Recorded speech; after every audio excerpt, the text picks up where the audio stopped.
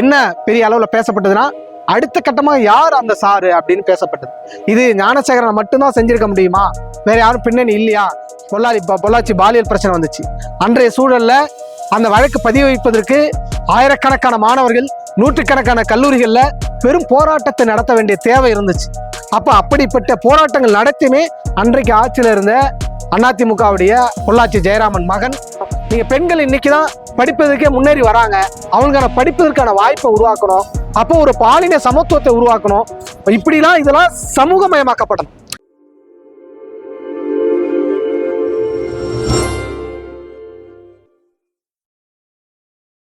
அனைவருக்கும் புரட்சிகர மாணவர் இளைஞர் முன்னணி அமைப்பின் சார்பாக வணக்கத்தை தெரிவிச்சுக்கிறோம்.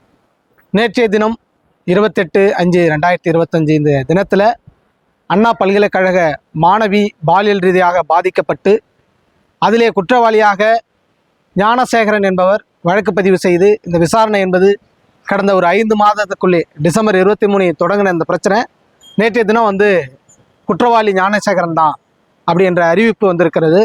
இந்த தீர்ப்பு என்பது புரட்சிகர மாணவர் இளைஞர் முன்னணி சார்பிலே நாங்கள் அதை வரவேற்கிறோம். மேலும் பார்த்தீங்கன்னா இதற்கான தீர்ப்பு முழுமையாக ஜூன் 2ஆம் தேதி அறிவிக்கிறதா சொல்கிறாங்க. இந்த அறிவிக்கிற தீர்ப்பு என்பதும் ஒரு கடுமையான தண்டனையாக இருக்கணும் அப்படிங்கிற கோரிக்கையை நாங்கள் இந்த தருணத்தில் வச்சுக்கிறோம். குறிப்பாக அண்ணா பல்கலைக்கழக மாணவி இந்த பாலியல் பிரச்சனை என்பது அங்கே இருந்த அந்த மாணவிக்கான நேர்ந்த கொடூரம், அதன் பிறகு அந்த மாணவி புகார் செய்து அந்த புகாருக்கு பின்பு எஃப்ஐஆர் வெளியிலே கசிஞ்சது, அந்த மாணவி அவங்க என்ன படிக்கிறாங்க, அவங்க ஃபோன் நம்பர் என்ன, இப்படி முதற்கொண்டு மொத்த விஷயமும் வெளியில் கசிஞ்சு அந்த மாணவிக்கு மிகப்பெரிய மன உளைச்சலை ஏற்படுத்துது. அதற்கு காரணம் தமிழ்நாடு காவல்துறை இல்லை, மத்திய காவல்துறை தான், அப்புறம் சட்டம் தான், அப்படி இப்படின்னு ஏதோ அந்த காரணங்களை சொன்னார்கள். அந்த விளைவு என்ன ஏற்படுத்துச்சுன்னா, இனிமேல் பாதிக்கப்பட்டா யாரும் புகார் அளிக்கக்கூடாது என்ற அச்சத்தை உருவாக்கியது. அதை கடந்தும் இன்றைக்கு வழக்கு என்பது பல்வேறு விசாரணைகள் மேற்கொண்டு இன்னைக்கு இந்த வழக்கு வந்திருக்கிறது. வந்த வகையில் ஞானசேகரன் தான் குற்றவாளி. ஏன்னா இவங்க பொதுவாக இந்த அண்ணா பல்கலைக்கழக மாணவி பாலியல் குற்றச்சாட்டில் என்ன பெரிய அளவில் பேசப்பட்டதுன்னா, அடுத்த கட்டமாக யார் அந்த சாரு அப்படின்னு பேசப்பட்டது. இது ஞானசேகரனை மட்டும்தான் செஞ்சிருக்க முடியுமா, வேற யாரும் பின்னணி இல்லையா என்று பல்வேறு கேள்விகள் எழுப்பப்பட்டது. ஆனால் இன்றைய பொறுத்த அளவு ஞானசேகரன் தான் குற்றவாளி என்று தீர்ப்பளிக்கப்பட்டிருக்கு. யார் அந்த சார் என்பதுக்கு பல்வேறு விசாரணையின் வாயிலாக யாரும் அப்படி பின்னணி இல்லை என்று இப்போதைக்கு வந்திருக்கிறது. அந்த பாதிக்கப்பட்ட மாணவியும் யாரு பின்னால இருக்காங்க அப்படிங்கிறது அவங்களும் விசாரணையில எங்கேயும் சொல்லலை. தமிழக முதல்வரும் யார் அந்த சார்னு விவரங்கள் இருந்தால் நீங்கள் புலன் விசாரணைக்கு கொடுங்க அப்படி என்ற முறையும் அவனும் சொல்லியிருக்காரு. இப்படி பல்வேறு விஷயங்கள் இன்னைக்கு விரைவாக இது வந்திருக்கிறது, வரவேற்கலாம். ஆனால் இந்த பிரச்சனை, இந்த மாதிரி நீதிமன்றம் இந்த தீர்ப்புகளை மட்டும் வச்சு நம்ம மொத்த பிரச்சனையும் பாலியல் பிரச்சனை சரி செய்து விட முடியுமா அப்படின்னா முடியாது. ஏன்னா இப்போ இந்த தீர்ப்பு வருவதற்கு முன்னாடி தான் பொள்ளாச்சி பாலியல் பிரச்சனை வந்துச்சு. அன்றைய சூழல்ல அந்த வழக்கு பதிவு வைப்பதற்கு ஆயிரக்கணக்கான மாணவர்கள், நூற்றுக்கணக்கான கல்லூரிகளில் பெரும் போராட்டத்தை நடத்த வேண்டிய தேவை இருந்துச்சு. அப்போ அப்படிப்பட்ட போராட்டங்கள் நடத்தியுமே அன்றைக்கு ஆட்சியில் இருந்த அதிமுகவுடைய பொள்ளாச்சி ஜெயராமன் மகன் முதற்கொண்டு சில முக்கியமான ஆட்கள் அந்த வழக்கிலிருந்து தப்பிக்க வைக்கப்பட்டாங்க, மற்றவர்கள் அதில் இணைக்கப்பட்டாங்க. இருந்தாலும் அவர்களும் இதில் தண்டிக்கப்பட வேண்டும் என்பதான் அன்றைய கோரிக்கும் இன்றைய கோரிக்கும். ஆனால் தீர்ப்பு என்னவாயிருக்குன்னா, சம்பந்தப்பட்ட நபர்கள் மீது தீர்ப்பாக்கி வந்திருக்கிறது. இன்னொரு பக்கம் பார்த்தீங்கன்னா, இதை போன்ற ஒரு இன்ஸ்டிடியூஷனுக்குள்ள பாலியல் பிரச்சனை என்பது அது முறைப்படுத்தப்பட்ட பேராசிரியர்கள் சம்பந்தப்பட்டதாகவும் இருக்கிறது. மற்ற வெளியிலேருந்து வர்றதும் பிரச்சனையா இருக்கு.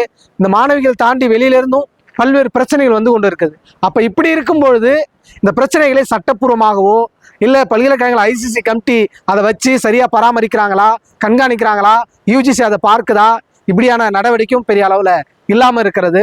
நீங்கள் பெரிய பெரும் காம்பவுண்டு சுவரை கட்டலாம், நீங்கள் கண்காணிப்பு கேமரா வைக்கலாம், இதெல்லாம் நமக்கு ஒரு தற்காலிக தீர்வு தான். இந்த தீர்ப்புகளும் ஒரு தற்காலிக தீர்வு தான்.